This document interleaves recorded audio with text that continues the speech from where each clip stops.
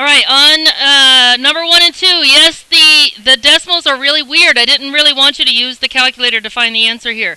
The way you find slope is just y minus y over x minus x, and honestly, it can be faster than punching stuff into your calculator. Y minus y. I'm going to do 4 minus negative 1, which is 5. Thank you, Jacob. And on the bottom, I'm going to do negative 6 minus negative 2. Now, be very careful when you're subtracting negatives. Remember, that turns into adding a positive. And if the whole fraction is negative, we usually put it on the top. So number 1 should have been negative 5/4. Your calculator would have told you, what, negative 1.25, I believe? All right, number 2. Let's do it by hand. 5 minus negative 3 is 8. 5 minus negative 3. Y's always go on top for slope. Over 3 minus negative 4, which is 7. And yeah, when the denominator is a 7, it would have given you a really weird decimal. It's like a 5-digit repeating pattern. So you got to know how to either make that into a fraction using the calculator or just do it by hand.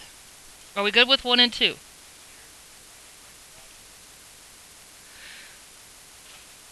The y-intercept?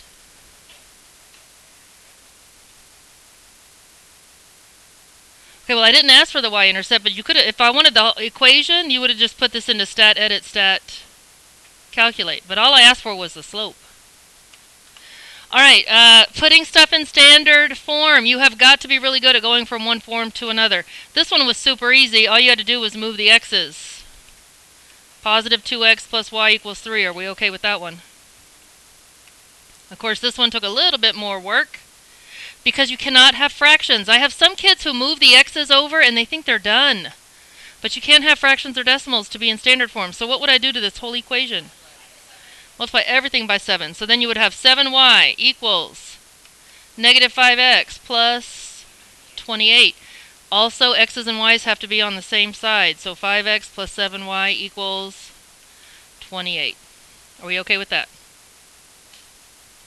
Okay, we took a test the Friday before spring break, but I've got about 6 people who haven't taken it yet. So we're not going to go over it till later on in the week.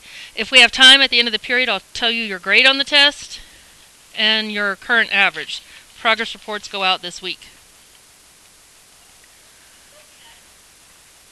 Now, we had moved on. Yes, we just took a test over linear functions, but we had moved on to do systems of equations. Y'all remember systems? Systems of equations. Let's review what hopefully you have not forgotten over your nice long spring break.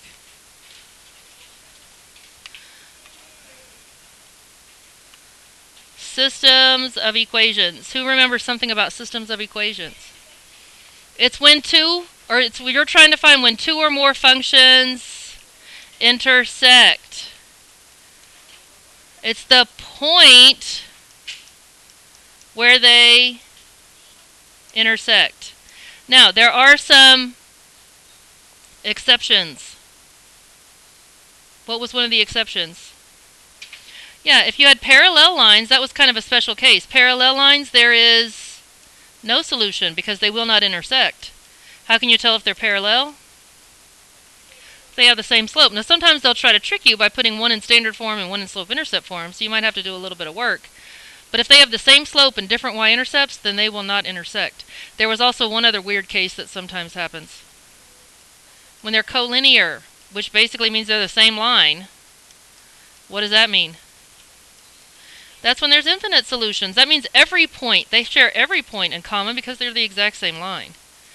Most of the time, though, and today, I think they're all going to be this case. We're looking for the one point where they intersect. And a point, remember, has an x number and a y number. We learned there's several ways to find solutions to systems of equations, and we learned one way so far. You remember what that was called? The elimination method. Sometimes called the addition method. I happen to like this method the best. You did a lot of problems that were rigged to where the elimination method would probably be the easiest way. Do we need to refresh our brains here? I think we do.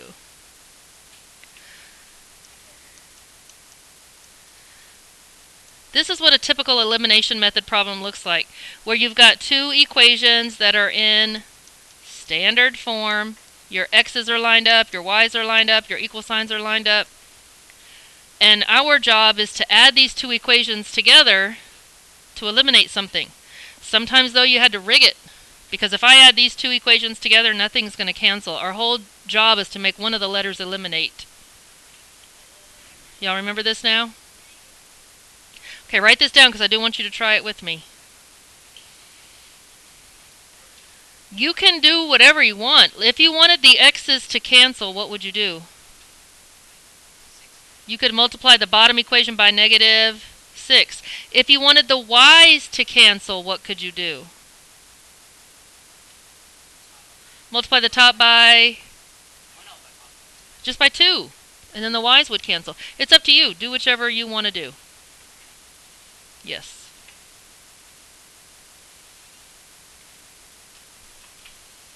This was called the elimination method.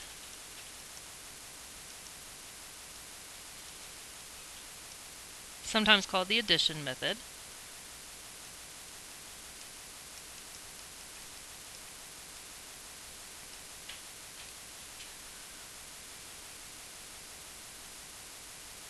Alright, Jacob, what did you choose to eliminate? The x's or the y's? So you multiplied the top equation by 2? Okay, so tell me your new top equation. I'm going to write it underneath the bottom one.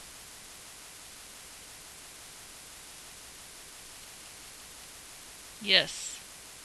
If you double that whole equation, you get 12x minus 4y equals 12. And now when you add up the top red one and the new blue one, sure enough, the y's will be eliminated. And you would get 13x. The y's cancel out. And over here you get 26. And x equals 2. Are we done? No, because remember we're looking for a point, an x and a y number. So far I found the x, but I didn't find the y.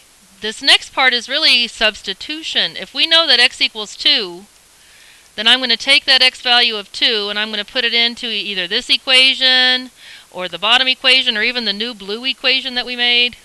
Which one's probably the easiest? The top one? So instead of 6 times x, it's going to be 6 times 2 minus 2y equals 6. 12 minus 2y equals 6. Subtract 12, you get negative 2y equals negative 6. What are y'all getting for y? 3. So now I finally have an answer for the whole thing. 2 comma 3. I also could have used this equation, the x plus 4y equals 14. Let's try that one. It doesn't matter which one you pick. Because remember, this is the one point that works on both lines.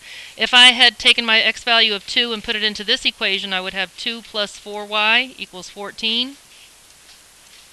Stop it, please. 4y equals 12, and y equals 3.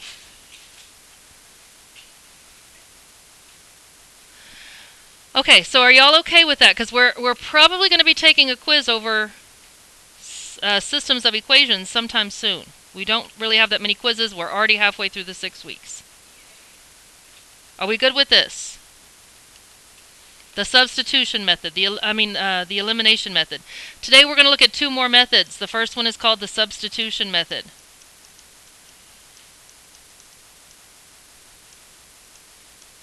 Now, let me just tell you, I'm going to show you some problems that are set up to where substitution is going to be real easy. It's not always the easiest method. But I'm going to show you some problems that are rigged for substitution to work very nicely. Everybody should be doing these with me. You can use any method at any time. It's just sometimes you got to do a little bit of work before you can start. Let's do some that are already nice and set up for this method to work very easily. Sometimes I use the substitution method. I'd look at the problem and decide what's the easiest way. This one's going to be easy to do with substitution. Here's one equation, y equals 2x. My next equation is x plus y equals 12. Could I do this with the addition method? Sure, I'd have to move some stuff around. If I wanted to do this with the addition method, what would I have to do? No, I can't replace x with 0. You only do that if you're trying to find a 0. If you're trying to find the y-intercept or the x-intercept. For the addition method to work, you need your x's and y's lined up. You need them to be in standard form, which the bottom one's already in standard form, but the top one's not, so I'd have to move some stuff around. What I'm saying is any method could work at any time. But let's focus on the substitution method. Here's how the substitution method works.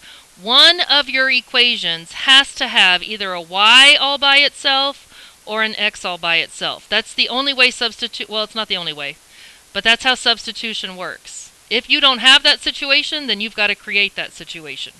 Lucky for us, we already have that situation. Do you see how this equation right here has one y all by itself? And what does that y equal? 2x. What does equal mean? It's the same. So do you agree that y is the same as 2x? So does that mean that anywhere I see a y, what could I put in its place? A 2x. Because y and 2x are the exact same amount, according to this equation right here. Now, that's what we're going to substitute. Into the other equation, do you see a y? What can I put in that y's place? A 2x. So what I'm doing is I'm taking this value for y and I'm substituting it right there. That way I'll have an equation that just has x's in it. So instead of x plus y equals 12, I'm taking that y out, and what can I put in its place? 2x.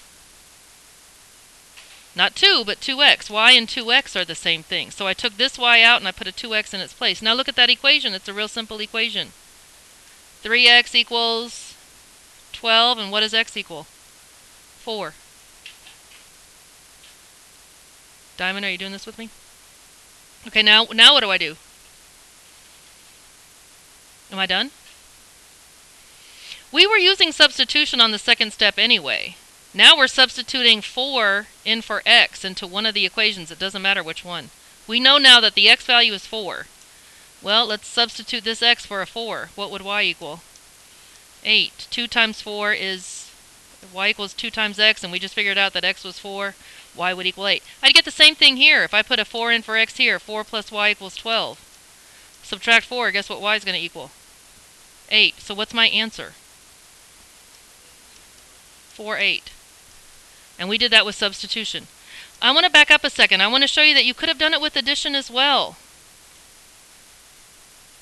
We had y equals 2x, and we had x plus y equaled 12.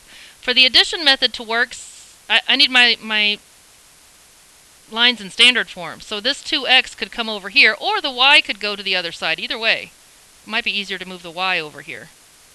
What's going to be left on this side? Nothing, 0.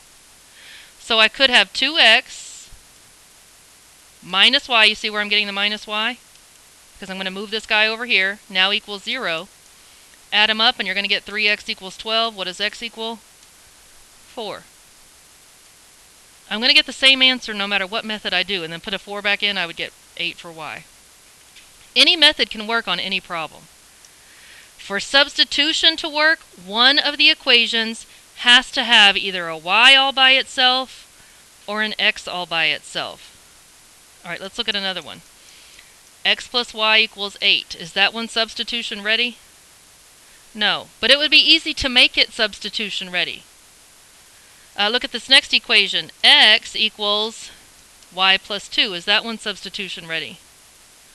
Yeah, that one has one x all by itself. This says x is the same as y plus 2. That means x and y plus 2 are the exact same amount. So if I see an x, what can I put in its place? Y plus 2. Now remember, you have to substitute it into the other equation. So do you see this x in the other equation? What can I put in its place?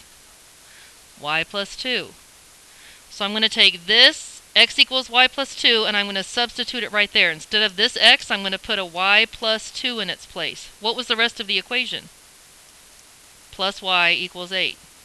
This is where my x used to be, but I took it out and put a y plus 2 in its place. Because x and y plus 2, according to the other equation, x and y plus 2 are the exact same amount. Now do you see how this equation just has y's in it? That's the whole point. You have to get an equation with just x's or just y's. How would I solve this thing? 2y plus 2 equals 8. 2y equals 6, and what does y equal? Am I done? I'm halfway done, right? I know the y value is 3, but I still don't know the x. Pick any equation. Take the y out and put a 3 in. What is x going to be? Exactly. Like right here, this is probably the easiest one. 3 plus 2, I'm going to put a 3 in for y. X would equal 3 plus 2. X would equal 5. So now I finally have the whole answer, 5, 3. Same thing up here. If I put a 3 in for y, x plus 3 equals 8. Well, that also has to be 5, right? Subtract 3. Okay, let's try another one. Number 3. Y equals 1 minus 2x. 10x minus 4y. Ooh, this one's got fraction answers. I'm sorry, scratch that one. I don't want to give you yucky fraction answers yet.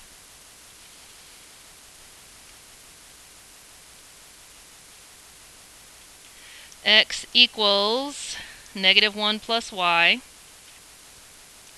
Negative 2x plus 3y equals 5. Is this one ready for substitution? Yes. How do I know it's ready for substitution? Because at least one of the equations has one letter all by itself. That has to be true for you to use the substitution method. Because that way I can exchange one x for this amount over here. What can I exchange an x for?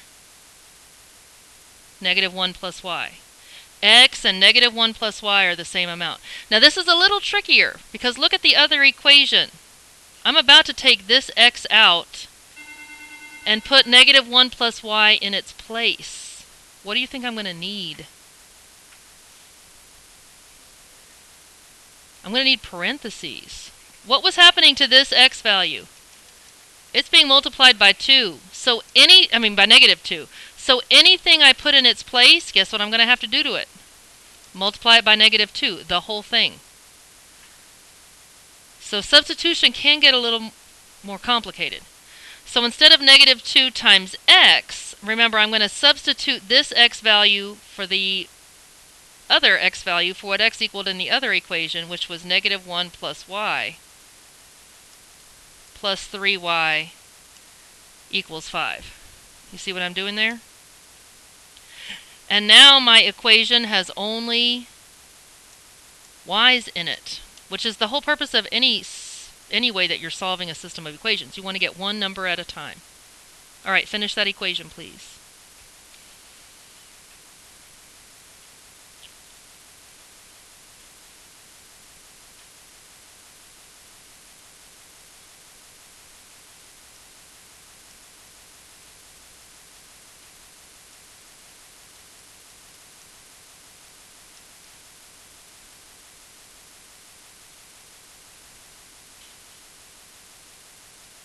What did y'all get for y? 3. That's what I got as well. Now I still have to find x. Now I'm going to substitute the y value of 3 into one of the equations. The top one would probably be the easiest one. Put a 3 here. What does x equal? Positive 2, isn't it? So 2, 3.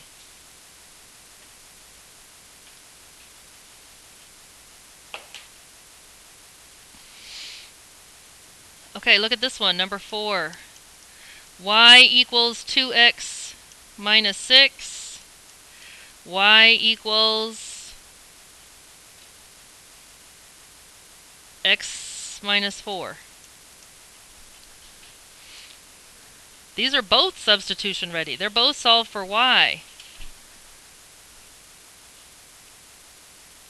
So what would I do here?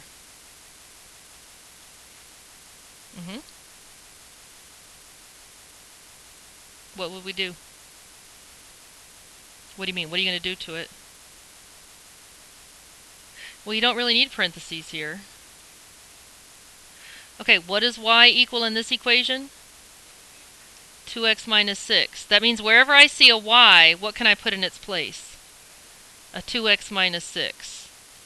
Do I see a y in the other equation? See this y right here? What can I put in its place? So 2x minus 6 equals x minus 4. And then you just solve for x. So I'm going to subtract x from both sides. I'm going to add a 6 to both sides. What do you get for x? 2. What's the y value? Negative 2. If x is positive 2, put a 2 into either one of these equations. I'm going to use this one. Y would equal 2 minus 4, so y would equal negative 2. So 2, negative 2. I also could have put the 2 in here, and I would have gotten 4 minus 6, which also equals negative 2. That's the point where they intersect. Okay, now I'm going to give you one that's not substitution ready or addition ready. Again, folks, I don't care what method you use. I did want you to be familiar with all of them. But sometimes one method might be preferable over another. Sometimes it doesn't matter, and you just have to pick the one you like the most and go with it. X plus y equals 8. 2x equals... Oh, that's another fraction one. Ugh, sorry.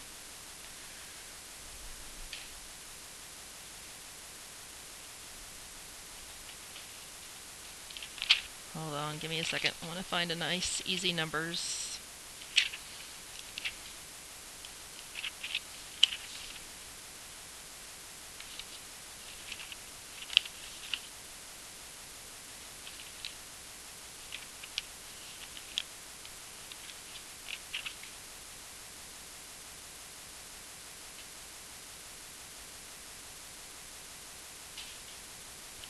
X plus 4y equals 5.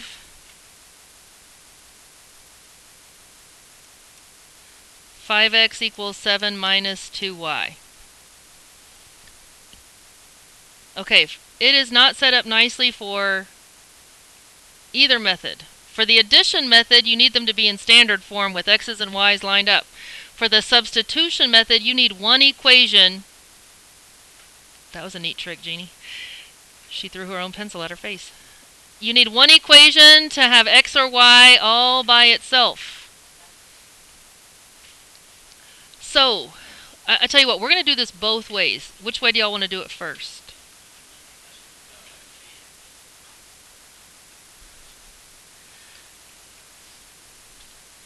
Okay. Well, you're going to have to move stuff around to do either one of the methods that we know so far as of right now. Yeah. You guys like the addition method better? That's probably what I would do too, so let's do the addition way first. The top equation is already in standard form. The bottom equation is not. What would I have to do?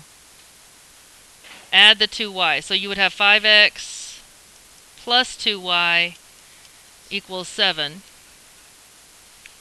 And then you could multiply the top equation by negative 5 and cancel the x's, or multiply the bottom equation by negative 2 and cancel the y's. There's lots of different variables here that you could do. What are we going to do?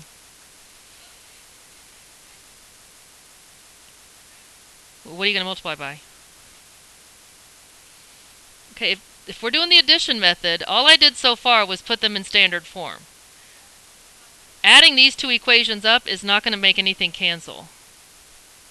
Remember, the addition method is also called the elimination method. You want something to be eliminated, and nothing's going to be eliminated right now until we rig it ourselves. So you can force the x's to cancel by multiplying this by negative 5, or the y's to cancel by multiplying this by negative 2. Okay, so negative 2 on the bottom. That's going to give me negative 10x minus 4y equals negative 14. Do you see that? These two equations are the same equation, the red one and the blue one in the middle. Now I'm adding up this one and this one. X and negative 10x, how much is that? Negative 9x. What happens to the y's? They cancel. What's 5 plus negative 14? Negative 9, right? So what does x equal? 1. Now, I still have to find the y. Put a 1 in for x into either of the new equations, the old equations, it doesn't matter. Put a 1 in, I'm gonna use this one. 1 plus 4y equals 5. Subtract 1, you get 4y equals 4, and coincidentally y is also 1. Okay, so I don't mind if you decide you like the addition method and you're just going to force the addition method to work. That's fine with me. But I wanted you to at least see the substitution method. So let's try this one more time with substitution. So back up with me here. For substitution to work, one of your equations has to have one letter all by itself. None of these have that yet. But look at this top equation. Wouldn't it be kind of easy to get x by itself? What could I do to this top equation to make x by itself? Oscar, are you awake? What can I do to this top equation?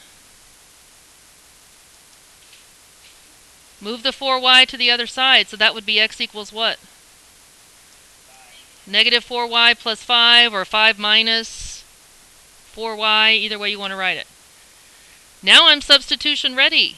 So in place of this x right here, what could I put? Negative 4y plus 5. So instead of 5x equals 7 minus 2y, I'm going to do 5 times negative 4y plus 5 equals 7 minus 2y. I took this x out and put this in its place. And then I get negative 20y plus 25 equals 7 minus 2y.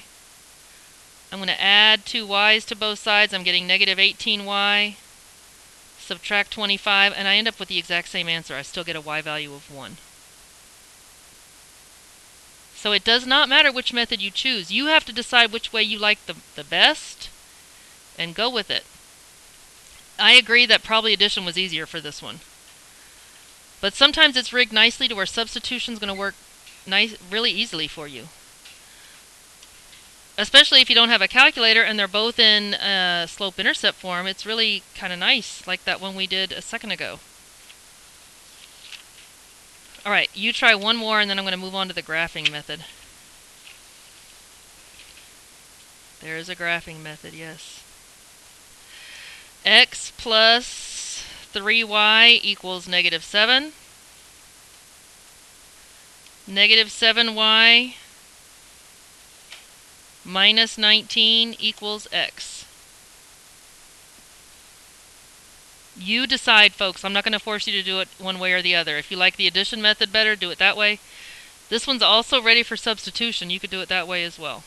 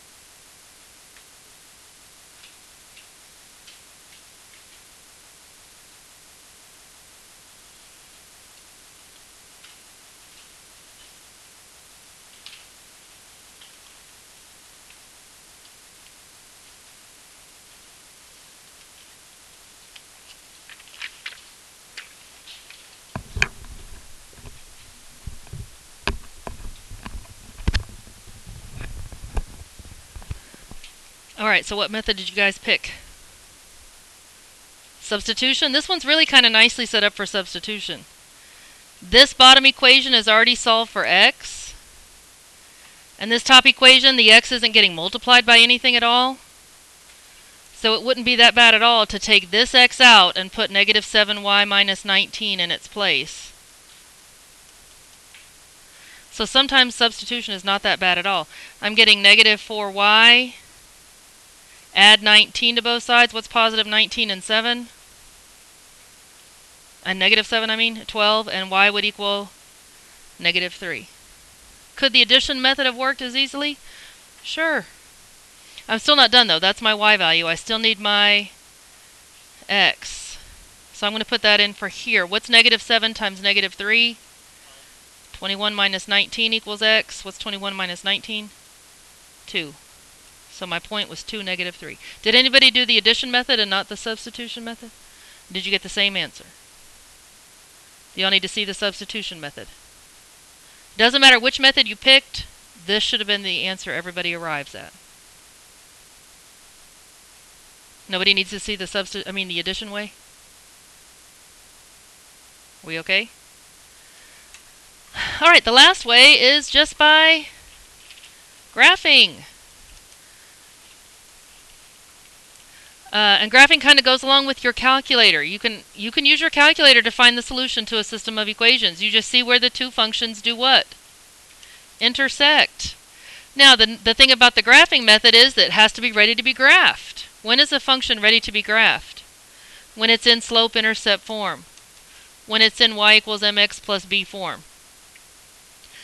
Now, I gave you a graph paper, and it had some questions on it. Yes, you can do this in your calculator, and I, in fact, do want you to check it in your calculator, but I also want you to practice graphing these on your own. So, let me get a blank grid up here. Find number 1. Number 1 said y equals x plus 2, and y equals 2x plus 3. Are you with me?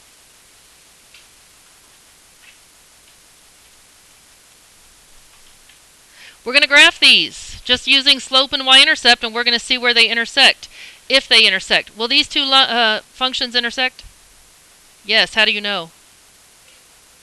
They have different slopes. If they have different slopes, they definitely have to intersect. The problem with graphing is you might not have a big enough piece of graph paper. Maybe they intersect somewhere off the grid.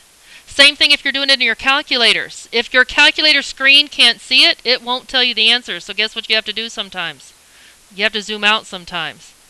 But I think I rigged these to where they should fit inside the graph I gave you. How would I start to graph, this first one, y equals x plus 2. Start at 2, that's my y-intercept. What's my slope? 1, which means up 1 over 1, up 1 over 1, up 1 over 1. Or I could go down 1 and backwards 1, down 1 and backwards 1.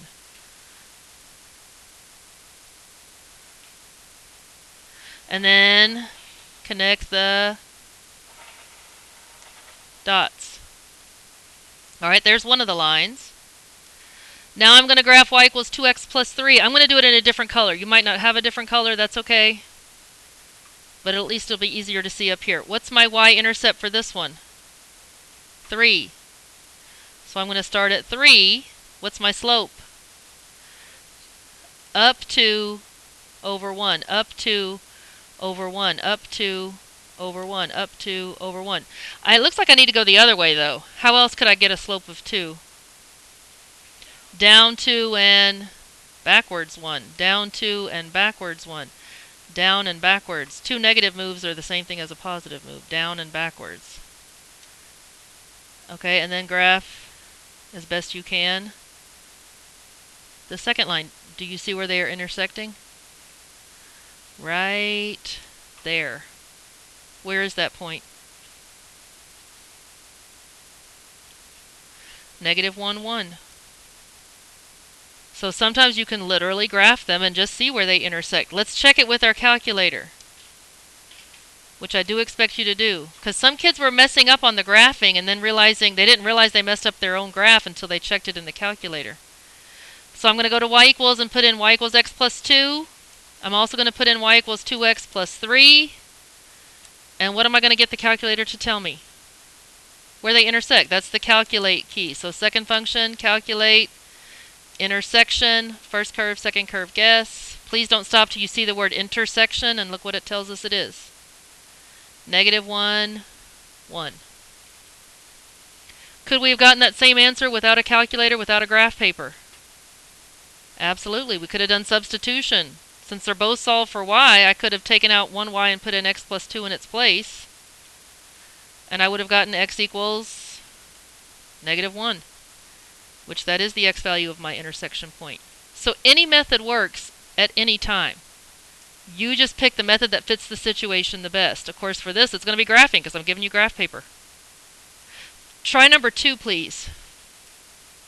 Y equals 2x plus 5, and y equals -x plus 2. Let me just tell you, this is the one some kids were messing up on, especially that second line.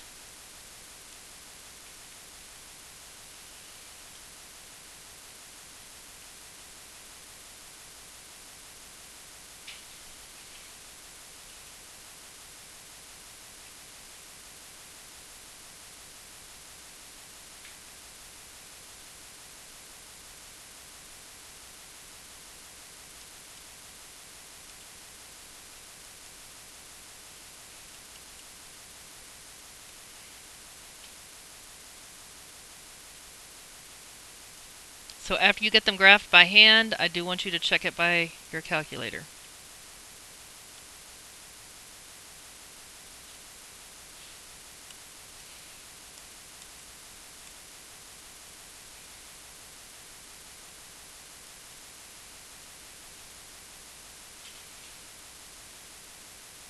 A lot of kids messed up on the negative slope. Remember, a negative slope has to go down and then over.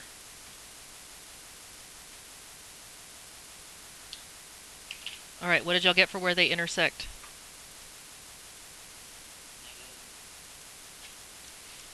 -1, 3 looks right to me.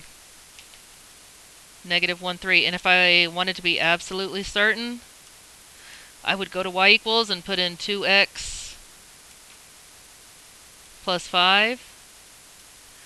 And then also put in -x plus 2 and get my calculator to tell me, calculate where they intersect. Question?